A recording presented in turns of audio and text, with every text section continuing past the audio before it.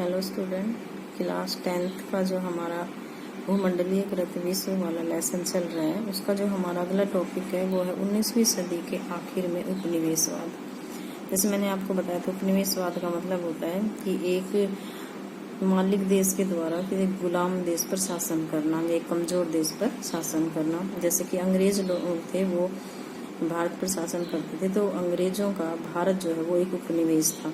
तो 19वीं सदी के आखिरी दशक में व्यापार बढ़ा और बाजार तेजी से फैलने लगे। ये अफ्रीका के बारे में बताया जा रहा है। व्यापार बढ़ गया था। हमने पहले देखा है कि तकनीक जो है वो आ गई थी, जिसके कारण अब लोग स्वस्थ रहने लगे थे, बीमार ज़्यादा नहीं होते थे, उनके खाने का तरीका अलग हो गया था।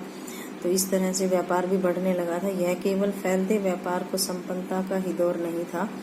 हम इस प्रक्रिया के शाही पक्ष को भी नज़रअंदाज नहीं कर सकते, क्योंकि लोगों के पास अब पैसा हो गया था और वो हर तरह की सुख सुविधा चाहते थे। व्यापार में इजाफा और विश्व अर्थव्यवस्था के साथ निकटता का एक परिणाम यह हुआ कि दुनिया के बहुत सारे भागों में स्वतंत्रता और आजीविका के साधन छीनने लगे, कि लोग एक दूसरे के ऊपर अपनी स्वतंत्रता जो है उनकी छीनने लगे, आजीविका के साधन उनके छीनने लगे और उनके ऊपर शासन करना चाहते थे, क्योंकि उनके पास पैसा हो गया था। अब एक मालिक बनना चाहता था, दूसरे को अपने नीचे रख के गुलाम बनाना चाहता था। देश में ये स्थिति, दुनिया में ये स्थिति पैदा हो गई थी। 19वीं सदी के आखिरी दशक में यूरोपियों की विजयों से बहुत सारे कष्टदायक आर्थिक, सामाजिक और पारिस्थितिकीय परिवर्तन आए और औपनिवेशिक समाजों को विश्व अर्थव्यवस्था में समाहित कर लिया। जरा अफ्रीका के मानचित्र को हम देखते हैं, जो हमने थोड़ा बहुत कल आपको समझाया था। इसके बाद में आगे जो हमारा टॉपिक है वो है रिंडरपेस्ट या मवेशी। ये रिंडरपेस्ट एक बीमारी थी, इसके ये अफ्रीका के पशुओं में आ गई थी, उसके बारे में है। अफ्रीका में 1890 के दशक में रिंडरपेस्ट नामक बीमारी बहुत तेजी से फैल गई। रिंडरपेस्ट बीमारी जो सामान्यतः मवेशियों में प्लेग जैसी महामारी के रूप में फैलती है। ये एक बीमारी थी जो जानवरों में आ गई थी और वहाँ के लोगों का जो मुख्य व्यवसाय था वो जानवरों को रखना और उनको चराना था। वहाँ के लोगों के पास ज़मीन बहुत ज़्यादा थी, वहाँ की आबादी बहुत ही कम थी, वहाँ के लोगों को पैसे कमाने की कोई ज़रूरत नहीं थी।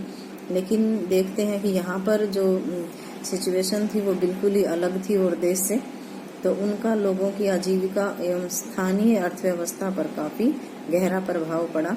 जब उनके जानवरों में महामारी आ गई तो उनकी अर्थव्यवस्था पर काफ़ी प्रभाव पड़ा, उनकी आजीविका पर पड़ा, क्योंकि उनका जो मुख्य व्यवसाय था वो पशुपालन ही था और जिसको चराते थे वो। यह इस बात का अच्छा उदाहरण है कि औपनिवेशिक समाजों पर यूरोपीय साम्राज्यवादी ताकतों के प्रभाव से बड़े पैमाने पर क्या असर पड़ा। हम इसको देखते हैं आगे। इस उदाहरण से हमें पता चलता है कि हमलों और बीजों के इस युग में, क्योंकि एक देश दूसरे देश को अपना गुलाम बनाना चाहता था, ज़्यादा से ज़्यादा अपना साम्राज्य स्थापित करना चाहता था, इस तरह के दंगे फसाद हर जगह हो रहे थे, बहुत सारे देश अपना उपनिवेश बनाने में लगे हुए थे।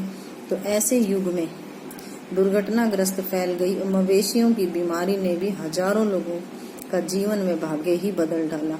ऊपर से पशुओं में ये बीमारी आ गई और बाहर के जो लोग थे वो कब्जा करना चाहते थे। तो अफ्रीका के लोग इस बात से बहुत ज़्यादा परेशान हो गए और दुनिया के साथ उनके संबंधों को नई नस्ल में ढाल दिया। प्राचीन काल से ही अफ्रीका में जमीन की कभी कोई कमी नहीं रही। अफ्रीका में जमीन बहुत ज़्यादा थी और वहाँ पर रहने वाले आदमियों की संख्या बहुत कम थी, इसलिए उन्हें आजीविका की कभी किसी भी तरह की कोई प्रॉब्लम पैदा उनके सामने नहीं हुई, जबकि वहाँ की आबादी बहुत ही कम थी। सदियों तक अफ्रीकियों की जिंदगी व कामकाज जमीन पर पशुओं के सहारे ही चलता रहा, यानी कि वो उनका जो मुख्य व्यवसाय था अपनी जमीन में खेती करना और जानवरों को पालना था। इसके अलावा वो किसी तरह का वेतन से संबंधित कोई भी काम करना नहीं चाहते थे। वहाँ पैसे या वेतन पर काम करने का चलन बिल्कुल भी नहीं था। उन लोगों को, कईयों को तो पता ही नहीं होता था कि वेतन पर भी काम किया जाता है। 19वीं सदी के आखिरी में अफ्रीका में ऐसे उपभोक्ता सामान बहुत कम थे जिन्हें वेतन के पैसे में खरीदा जा सके, यानी ऐसा उनके पास कोई सामान ही नहीं था जिसको पैसे के बदले में खरीदा जा सके। एक विनिमय पद्धति थी, वस्तु के बदले में वस्तु लेना, कुछ इस तरह की उनके यहाँ थी। अगर आप अफ्रीका के किसान होते और आपके पास जमीन और पालतू पशु होते जिनकी वहाँ कोई कमी नहीं थी, तो शायद आपको भी यह बात समझ में नहीं आती कि वेतन के लिए काम करने की जरूरत ही क्या है, क्योंकि उनकी सभी जरूरतें उनके खेती और उनके पशुओं से पूरी हो जाती थी। अफ्रीका महाद्वीप के विशाल भूभाग और खनिज के अपार भंडारों को देखकर 19वीं सदी के अंत में विभिन्न यूरोपीय ताकतें इस महाद्वीप के अधिक से अधिक भाग पर कब्जा करने का प्रयास करने लगी। अफ्रीका महाद्वीप में एक तो भूमि बहुत ज्यादा थी और वहां पर खनिज पदार्थ भी बहुत ही मात्रा में थे। तो जितने भी यूरोपीय शक्तियां थी उनकी नजर अफ्रीका के ऊपर आई। यहाँ पर तो बहुत सारे खनिज पदार्थ हैं और यहाँ की तो भूमि भी बहुत ज्यादा है। तो ज्यादा से ज्यादा लोगों ने अफ्रीका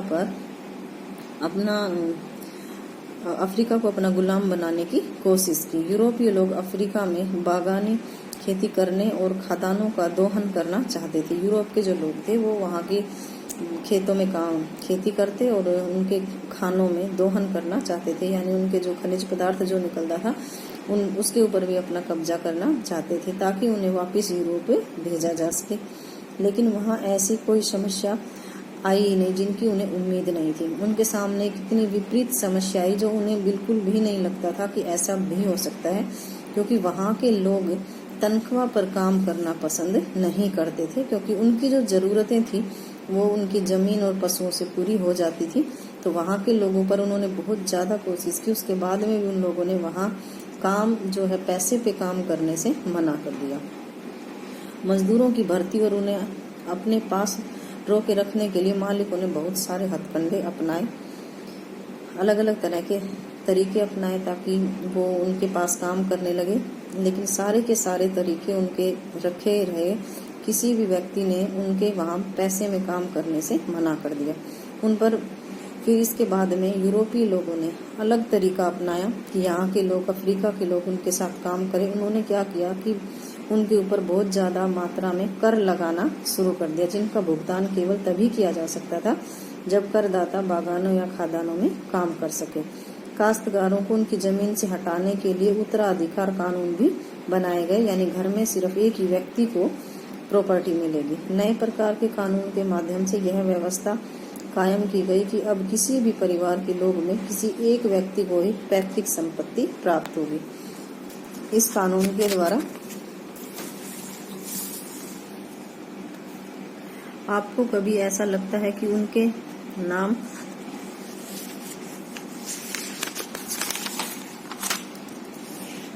इसमें ये है, इस कानून के जरिए परिवार के बाकी लोगों को श्रम बाजार में ढकेलने का प्रयास किया जाने लगा, यानी कि ज्यादा से ज्यादा लोगों के ऊपर उनके आइडियाज लगाए गए कि किसी तरह ये वेतन पर काम करे और उनको बाजार में मजदूरी करने के लिए भेजा जाने लगा। खान कर्मियों को बाड़े में बंद कर दिया गया, उनके खुलेआम घूमने पर रोक लगा दी गई ताकि ये पैसे में काम करें। तभी वहाँ रिंडरपेस्ट नाम की एक बहुत ही खतरनाक बीमारी पशुओं में फैल गई और उनका जो मुख्य व्यवसाय था वो पशुओं से संबंधित था।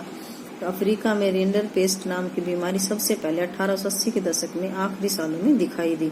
उस समय पूर्वी अफ्रीका में एरिट्रिया पर हमला कर रहे इतावली सैनिकों को का पेट भरने के लिए एशियाई देश के जानवर लाए जाते थे। यह बीमारी ब्रिटिश आधिपत्य वाले एशियाई देश में से आए उन्हें जानवरों के जरिए यहाँ पर अफ्रीका तक पहुंची। जो जानवर एशिया से आए थे इतावली सैनिकों का पेट भरने के लिए, उनके अंदर रिंडरपेस्ट नाम की एक बीमारी थी, जिसकी वजह से अफ्रीका के जानवरों में भी वो बीमारी फैल गई। अफ्रीका के पूर्वी हिस्से से महाद्वीप में दाखिल होने वाली यह बीमारी जंगल की आग की तरह से पश्चिमी अफ्रीका तट पर जा पहुंची। 5 साल बाद यह अफ्रीका में घुसकर दक्षिणी हिस्सा उनका जो है बीमारी से पूरी तरह से ग्रस्त हो गया। रिंडरपेस्ट ने अपने रास्ते में आने वाले 90% मवेशियों को मौत की नींद सुला दिया। मवेशी भैंस की तरह से होते हैं। अफ्रीका में लोगों की रोजी रोटी के साधन भी पशुओं से खत्म होने लगे, क्योंकि जब उनके पशु मरने लगे तो उनकी रोजी रोटी भी खत्म होने लगी। अपनी सत्ता को और मजबूत करने तथा अफ्रीकियों को श्रम बाजार में धकेलने के लिए वहां के बागान मालिक, खान मालिक और औपनिवेशिक सरकारों ने बचे कुचे पशु भी अपने कब्जे में कर लिए। बचे कुचे पशु संसाधन पर कब्जे से यूरोपीय उपनिवेशों को पूरी अफ्रीका को जितने भी गुलाम बना लेने की बेहतरीन मौका हाथ से लग गया। क्या वो किसी भी तरह से अफ्रीका को गुलाम बना सकते थे, क्योंकि उनकी पूरी खेती के ऊपर उनका अधिकार हो गया। उनके कुछ पशु थे वो तो मर गए, जो बचे उन्होंने उस पर कब्जा कर लिया। 19वीं सदी की दुनिया के अन्य भागों पर पश्चिमी आक्रमण और विजय के परिणामों की एक ही और कहानियां देखी जा सकती है।